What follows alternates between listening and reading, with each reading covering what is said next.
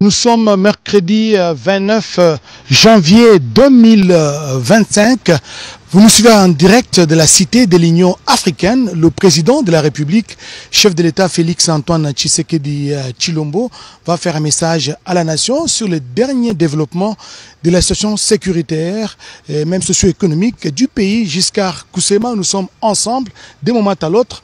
Le chef de l'État va faire son apparition pour son message. Bonsoir cher Oscar Mbal Kaïch, bonsoir à tous les téléspectateurs qui nous suivent en direct en cet instant depuis la cité de l'Union africaine où se trouve le bureau du président de la République, chef de l'État, Félix-Antoine Tshisekedi Tshilombo. C'est une prise de parole très attendue depuis 48 heures maintenant au regard de la détérioration de la situation sécuritaire et humanitaire causée par l'invasion d'une partie du territoire national par deux forces étrangères venues du Rwanda. Et le président de la République a choisi donc cet instant pour prendre la parole, pour s'adresser à la population qui attend de pied ferme d'écouter le président de la République et de recevoir des orientations de lui comme on le sent. Donc c'est par cette entrée-là que le président de la République, qui se trouve encore dans ses bureaux, va apparaître sur les antennes de la RTNC pour donner cet important message qui est très attendu, comme nous l'avons dit, depuis plusieurs jours. C'est un message très attendu. Nous allons donc laisser à la population congolaise, au pays et à travers le monde, de suivre le message du président de la République. Et nous allons donc nous retrouver après pour le décryptage de ce message qui sera donc donné tout à l'heure par le président de la République, chef de l'État Félix-Antoine Tshisekedi Tshilombo.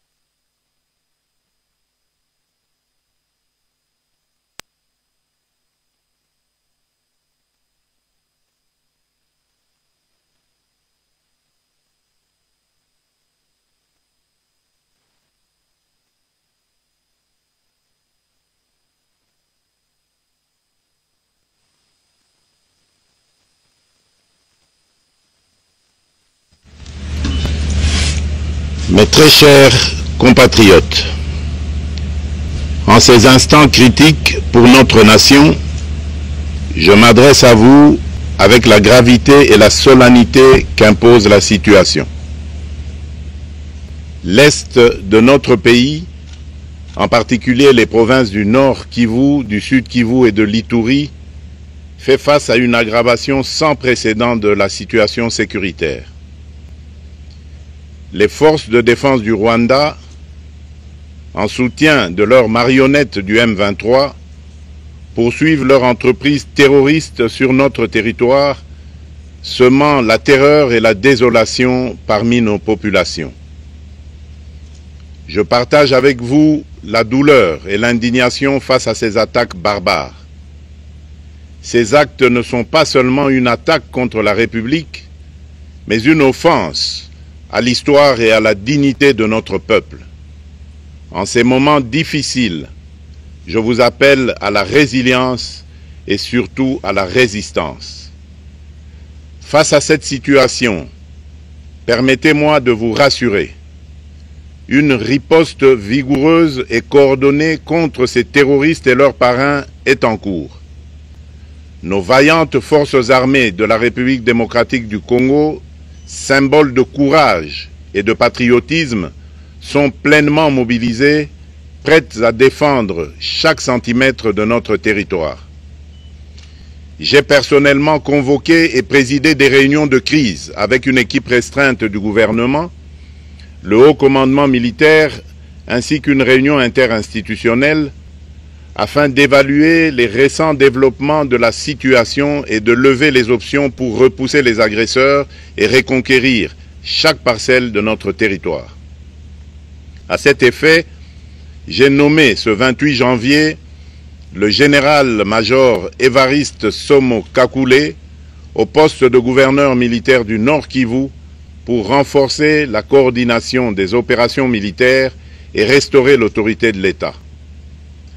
Parallèlement, nous avons engagé d'importantes démarches diplomatiques, notamment au sein du Conseil de sécurité des Nations Unies, ainsi que dans le cadre du processus de paix de Luanda, auquel nous restons pleinement engagés malgré les obstacles. Nous privilégions la voie du dialogue, mais toujours avec lucidité, tout en restant fermement résolus à défendre notre territoire et notre souveraineté par tous les moyens nécessaires. Mais ce combat n'est pas seulement celui des FARDC. C'est le combat de tout un peuple, le combat de notre identité congolaise, afin de léguer aux générations futures un pays prospère et en paix. À tous nos compatriotes, dans chaque province, chaque ville, chaque territoire et chaque village, ainsi que ceux de la diaspora, sans distinction d'appartenance ethnique ou politique, unissons nos efforts. Apportons un soutien indéfectible, moral et matériel à nos vaillants soldats. Mobilisons-nous comme un seul homme pour défendre notre souveraineté et sauvegarder notre intégrité territoriale. Je suis pleinement conscient des souffrances de nos compatriotes qui fuient les hostilités. Le gouvernement est instruit d'activer le plan d'urgence humanitaire pour venir en aide aux déplacés. À vous, habitants de Goma et des environs, je ressens profondément votre douleur qui est aussi la mienne. Elle traverse nos cœurs et nos âmes en tant que fils et filles d'une même patrie. Mais face à cette épreuve, je vous exhorte à puiser dans cette force intérieure qui fait la grandeur du peuple congolais. Résistez avec courage. Faites preuve de vigilance constante et gardez votre calme malgré l'adversité. Sachez que nous ne sommes pas restés inactifs. Des plans de contingence sont préparés pour assurer la protection de la population civile et prévenir toute escalade de la violence. Les dispositifs de sécurité ont été renforcés pour protéger les zones stratégiques et nous travaillons sans relâche pour garantir le fonctionnement des services essentiels.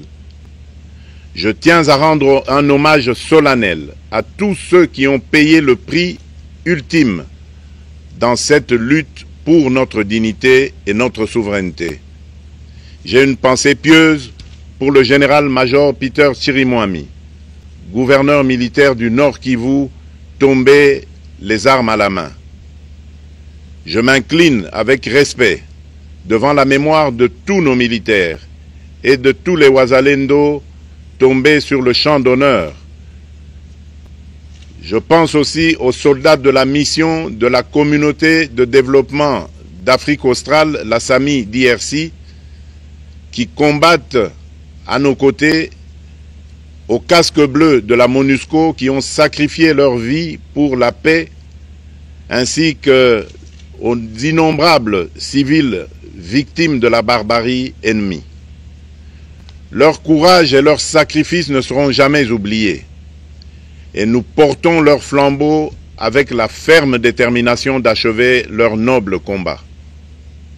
Je voudrais ici interpeller directement la communauté internationale et l'Union africaine. Le Rwanda continue de violer ouvertement et sans scrupule les principes fondamentaux de la Charte des Nations Unies ainsi que les accords régionaux.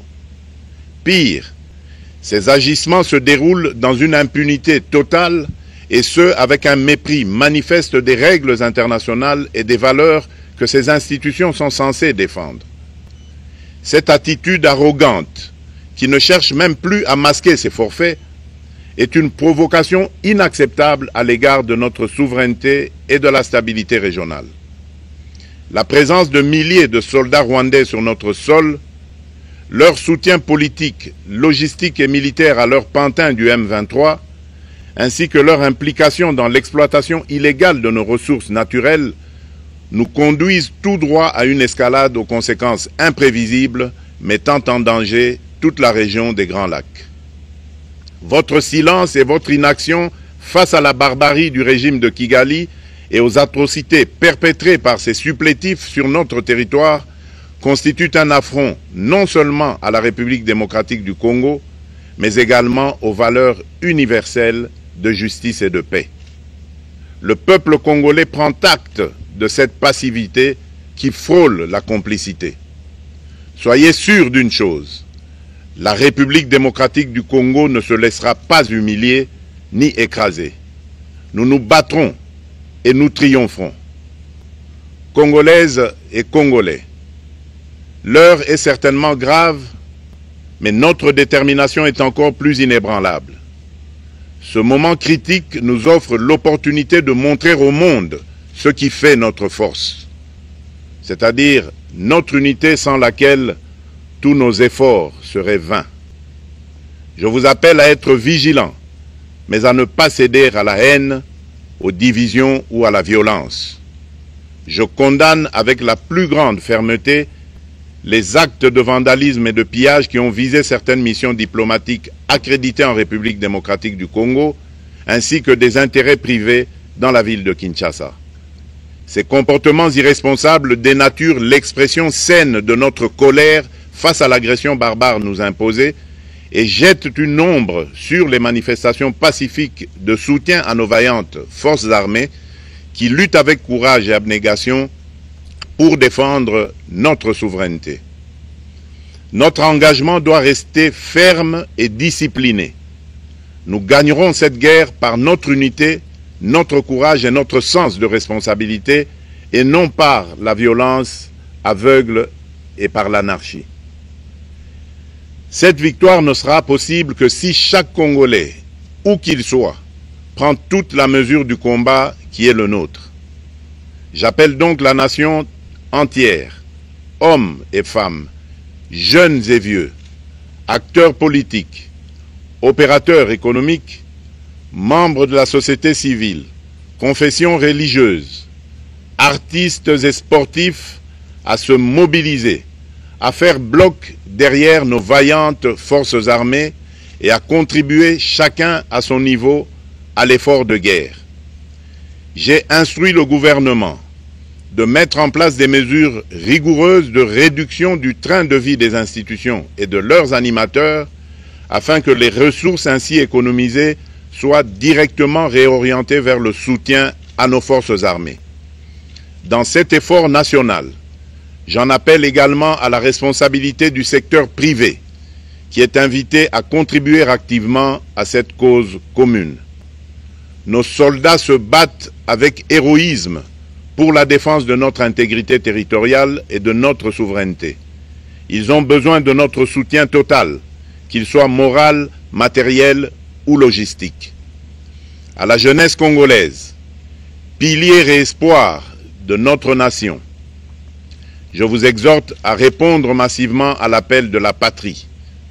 Le moment est venu de vous lever, de mettre votre énergie et votre créativité au service de la nation. Nous devons renforcer nos rangs et chaque jeune Congolais prêt à défendre son pays a une place au sein de nos forces armées.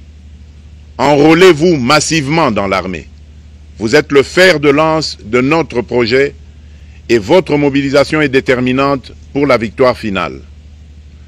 Aux braves populations du Nord Kivu, du Sud Kivu et de l'Ituri, vous êtes le symbole de la résilience congolaise, une source d'inspiration pour toute la nation. Vous n'êtes pas seul dans cette épreuve. La République tout entière se tient à vos côtés, unie dans l'espoir et la lutte. Ensemble, nous ferons face et surmonterons cette épreuve. À nos vaillantes forces armées et aux vaillants patriotes Wazalendo, véritables sentinelles de la souveraineté nationale, je rends un hommage appuyé et vous exprime au nom de toute la République notre reconnaissance infinie et notre fierté inébranlable. Votre bravoure, votre discipline et votre engagement sans faille inspirent et mobilisent tout un peuple déterminé à défendre son territoire. Sachez-le, la République ne vous abandonnera jamais. Votre combat est le nôtre et vos sacrifices ne seront jamais oubliés. Vous incarnez l'honneur de la nation congolaise.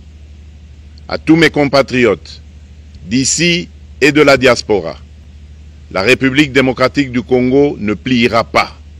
La République démocratique du Congo ne reculera pas. Je ne vous abandonnerai jamais. J'en fais ici le serment. Le soleil n'a pas cessé de briller sur notre patrie. Ensemble, main dans la main, nous surmonterons cette tempête et nous ouvrirons une ère nouvelle de paix et de prospérité pour les générations futures. Que Dieu bénisse la République démocratique du Congo et son peuple. Je vous remercie.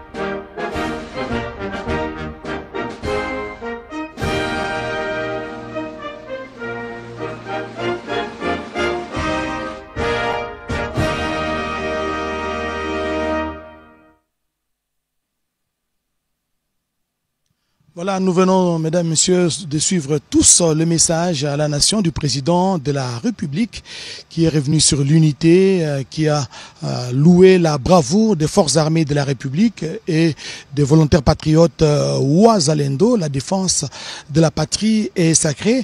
Et pour décrypter justement ces discours du président de la République, ces messages du président de la République, un message qui n'a duré qu'une dizaine de minutes, pratiquement 11 minutes ou 12, le président de la République a fait les contours pratiquement des derniers développements de la situation sécuritaire dans l'est du pays. Monsieur le ministre des Médias, porte-parole du gouvernement Patrick Muyaya, le chef de l'État a dit que c'est un combat, les combats de notre identité. Absolument, parce que vous savez que la République démocratique du Congo est un pays grand. Les Congolais font partie d'un peuple grand. Et la grandeur s'est construite aussi à des moments comme ceux-ci. Et le président de la République, comme garant de la nation, commandant suprême de forces armées de la République démocratique du Congo et de la police nationale congolaise, se devait, en tant que père et garant, c'est lui qui est le premier de combattants, s'élever au vu de l'évolution de la situation sécuritaire dans l'Est. Et les mots ont été bien choisis. Et les souhaits ce soir, c'est que tout Congolais retienne cette phrase. La défense de la patrie est sacrée. La défense de la patrie est sacrée. Le chef de l'État a fait à cette occasion un appel justement à la mobilisation, jeunes et vieux, et que tous nous puissions enrôler dans l'armée. Bien sûr, moi qui vous parle, je suis déjà enrôlé. Parce que dans cette guerre, nous avons 6 fronts. Il y a un front militaire pour lequel des jeunes doivent se mobiliser pour renforcer les effectifs de forces armées de la République démocratique du Congo. Il y a un front diplomatique où le président de la République est revenu déçu au regard de tous les efforts diplomatiques qui ont été consentis depuis ces derniers jours. Vous avez vu notamment à 2 reprises, en moins de 72 heures, 2 réunions spéciales du Conseil de sécurité des Nations Unies. Ensuite, nous avons le front économique, parce que justement, cette guerre, elle est faite pour voler nos ressources que Dieu a données aux Congolais et pour lesquelles les Congolais ont tous les droits du monde d'en vivre et d'en profiter, et non pas être l'objet ou la raison des vols, des pillages et de la guerre, comme les compatriotes sont en train de vivre depuis presque 30 ans. Nous avons le front judiciaire, parce que tous les crimes qui sont systématiquement commis, encore à Goma, on dénombre des morts et des morts. Nous avions parlé, la dernière fois autour du président de la République, de la nécessité de préserver les vies humaines, mais en face de barbares qui s'attaquent au camp des déplacés, qui s'attaquent à des hôpitaux où il y a des nourrissons qui viennent de naître, il y a bien évidemment besoin d'une réponse. Et la réponse judiciaire est aussi une réponse appropriée pour que ceci ne puisse plus se répéter. Ensuite, nous avons le front médiatique. Le front médiatique dans lequel vous faites partie, c'est le front qui va nous permettre de mobiliser les Congolais en RDC et en dehors. Tous les Congolais, vous êtes Congolais, quel que soit le coin dans lequel vous êtes dans le monde, vous êtes bien obligés de répondre à l'appel de la défense de la patrie qui est sacrée pour que d'où vous êtes, avec le moyen que vous avez, vous puissiez contribuer à cette lutte qui va nous permettre de restaurer notre indépendance et l'intégrité de notre territoire. Et puis j'ai rajouté, il y a quelques jours, j'ai discuté avec une compatriote qui nous dit « Excellence, le sang des Congolais qui coule doit crier vengeance. » Et désormais, nous avons ce que nous on appelle un front spirituel. Parce que pour tous ces crimes, pour tous ces sangs qui coulent, il faut bien que ceux qui en sont responsables puissent en répondre. C'est ici les lieux de rappeler aux uns aux autres, aux hommes des dieux, aux confessions religieuses, les devoirs qui nous incombent tous, de nous assurer que nous prions toujours pour le pays. Et donc vous voyez que la combinaison de ces 6 fronts, portés par lui-même, le président de la République, le commandant suprême, le commandant du front diplomatique, du front militaire, du front économique, du front judiciaire, du front médiatique et du front spirituel, rien ne pourra nous résister. Giscard Coussement, peut-être un petit détail ou une question au ministre. Monsieur le ministre, rarement on a vu le président de la République prendre très peu de temps pour s'exprimer. C'est une brève allocution qui aura duré 10 minutes, mais porteur de plusieurs messages. Le tout premier message, c'est l'appel à la résilience et à la résistance. Le président de la République a fait part de sa proximité affective et effective envers toute la population, tous nos compatriotes qui vivent sous les jougs de l'occupation ennemie. Le président de la République a interpellé la communauté internationale face à l'inaction et même à la passivité. Et le président de la République a eu des mots justes pour dire que finalement, on attend plus que de simples déclarations et condamnations, monsieur le ministre. Évidemment, c'est clair parce que lorsque vous regardez les agissements de l'armée rwandaise, des agissements répétitifs de violation du droit international, lorsque impunément on s'est permis de traverser la frontière d'un pays limitrophe, lorsqu'on s'est permis de tirer sur des casques bleus, de tirer sur les forces de la paix, il y a évidemment une forme, pas une forme, mais une vraie passivité qui s'apparente, le président de la République l'a dit, à la complicité, parce que tous les principes de droits internationaux sont systématiquement violés et aux yeux du monde. Et donc aujourd'hui, le président de la République est revenu aussi sur la nécessité que dans l'expression de notre colère, qu'on s'abstienne des actes de violence qui ont touché les chancelleries diplomatiques. Mais pourquoi il le dit? Parce que le peuple congolais est par essence un peuple pacifique.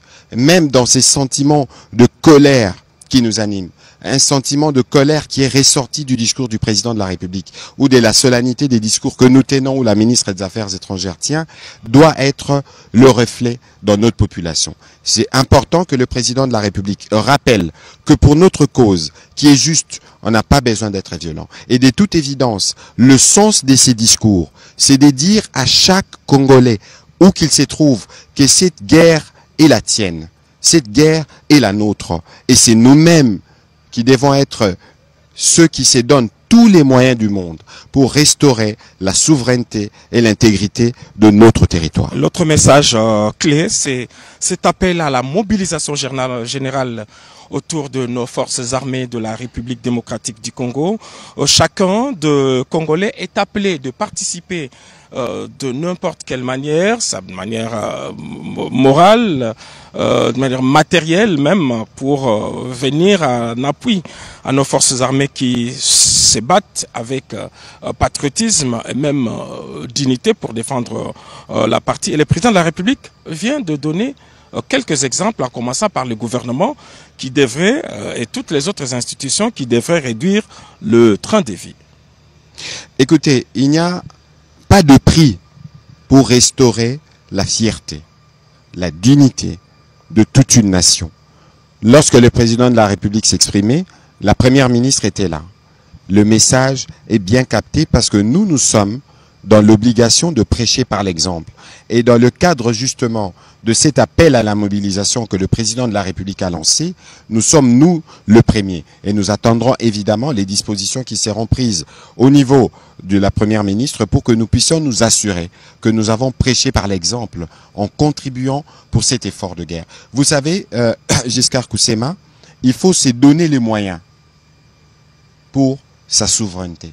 Il faut se donner les moyens pour restaurer l'intégrité de notre territoire. Et ces moyens-là, c'est nous-mêmes, au-delà de moyens financiers, mais il y a le moyen de notre engagement. Comme j'aime à le dire souvent, nous faisons face à un pays qui est devenu un empire du mensonge. Excusez-moi, un pays qui est devenu un empire du mensonge, qui quotidiennement pollue nos réseaux sociaux.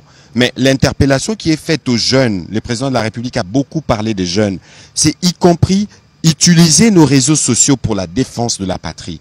Utiliser nos réseaux sociaux pour barrer la route au message, au poison rwandais qui est quotidiennement distillé dans notre opinion. Le président de la République a aussi dit que nous tous, nous devons être unis. Nous tous, nous devons éviter le piège de la division. Que nous tous, nous devons éviter le piège de la stigmatisation. Et cet appel qui a aussi été lancé envers le secteur privé qui devrait aussi participer à cet effort de guerre qu'a lancé de ce jour le président de la République, Félix-Antoine Tshisekedi Tshilombo.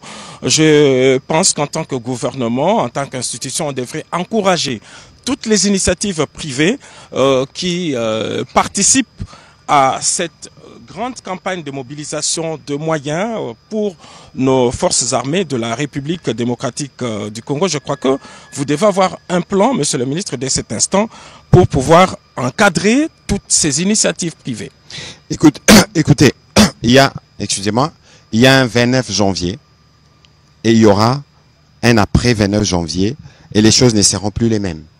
Parce que dès demain, le gouvernement va s'atteler à définir le mécanisme à travers lequel cet effort de guerre sera mobilisé. Au-delà de cet effort de guerre, vous savez, les entreprises privées qui sont en République démocratique du Congo, au-delà des difficultés, croissent chaque année. Les chiffres d'affaires augmentent. Et ils augmenteraient encore plus de chiffres d'affaires si le pays restaurait pleinement la paix. Parce que tout ce qui se passe aujourd'hui dans l'Est, c'est une stratégie pour freiner les efforts de développement consentis par les présidents de la République. Ces efforts de développement qui sont perceptibles à travers tous les 145 territoires de la RDC devraient continuer. Et donc ici, pour toutes les entreprises qui travaillent en République démocratique du Congo, c'est une occasion de contribuer pour que la paix puisse être restaurée. Et cette contribution ressemblera plutôt à un investissement qui leur permettra d'avoir demain plus de profits et de travailler dans un environnement plus paisible et plus pacifique parce que l'intégrité territoriale sera restaurée et parce que nous utiliserons tous les fonds générés par notre gouvernement pour les mettre dans les efforts de développement plutôt que de s'engager dans un conflit parce que nous avons un voisin inutilement belliqueux. Voilà, monsieur le ministre, je pense que nous sommes en train de terminer ces débriefs du discours, de l'adresse, du message du président de la République. Peut-être cet hommage que le chef de l'État a rendu à tous ces soldats, tous ces éléments FARDC qui sont tombés sur le champ d'honneur. Il a rendu également hommage au VDP, aux volontaires Ouazalendo. Il a rendu aussi hommage aux soldats de la paix qui sont donc tombés sur les champs d'honneur pour la défense de la souveraineté et de l'intégrité territoriale. Écoutez, le président de la République, comme il a dit, toutes les heures, toutes les minutes, il suit la situation. Et il était évidemment de son devoir premier de reconnaître la bravoure et l'héroïsme de nos militaires. Mais aussi de dire toute notre solidarité en tant que nation à ces compatriotes qui sont aujourd'hui victimes de ces barbares terroristes qui se plaisent à couper l'électricité, à couper l'approvisionnement en eau potable, qui se plaisent à tirer sur des hôpitaux, à tirer sur des symboles que l'on ne peut pas toucher, d'aucune manière. Il était donc de son devoir de passer ces messages de résistance et de résilience pour que nos populations du Nord Kivu, pour que nos populations du Sud Kivu, partout où l'ennemi pense pouvoir trouver la paix, pour qu'ils sachent que nous sommes avec eux, pour qu'ils sachent qu'il n'y a aucune peine qu'ils endurent que nous n'endurons pas. Monsieur le ministre, merci. Je pense que nous allons vous retrouver dans d'autres créneaux, pourquoi pas dans des briefings, pour davantage débriefer sur... Mais écoutez, dès demain, parce que le message lancé par le président de la République ce soir, comme je vous disais, il y avait un 29 janvier, il y aura un après 29 janvier, et les choses seront différentes. Et les choses seront différentes, mesdames, messieurs. Nous avons tous suivi le message à la nation du président de la République dans un ton ferme, parce qu'il a même interpellé l'Union africaine, il a interpellé la communauté internationale, et c'est un message riche en éléments d'information. Je pense que nous allons revenir sur d'autres... Mais bien sûr, ça valait vraiment la peine que le président de la République rappelle de manière aussi ferme la responsabilité de la communauté internationale, des Nations Unies, parce que c'est elle qui est les garants du droit international, mais aussi surtout de l'Union africaine, parce que les communiqués qui en est ressortis ressemblaient visiblement à un communiqué qui disait qu'on est complice. Donc il y a un effort à faire pour le respect des structures ou des cadres qui ont été placés par l'Union africaine elle-même, notamment le processus de Luanda. Le président de la République en a parlé, mais évidemment, et surtout, si vous regardez aussi la mission de la SAMI RDC, mais dont les militaires ont essuyé les coups de feu d'un pays membre de l'Union africaine. Toutes ces incohérences doivent s'arrêter. Toutes ces incohérences doivent s'arrêter et surtout des sanctions, des condamnations en même temps. Monsieur le ministre, merci d'être venu et partager avec nous justement ces discours du président de la République. Espérons nous retrouver dans d'autres tribunes. Mesdames, Messieurs, vous avez suivi à partir de tout le 26 provinces de la République démocratique du Congo à travers le pays et le monde. Nous vous disons merci, excellente soirée à tous et à la prochaine.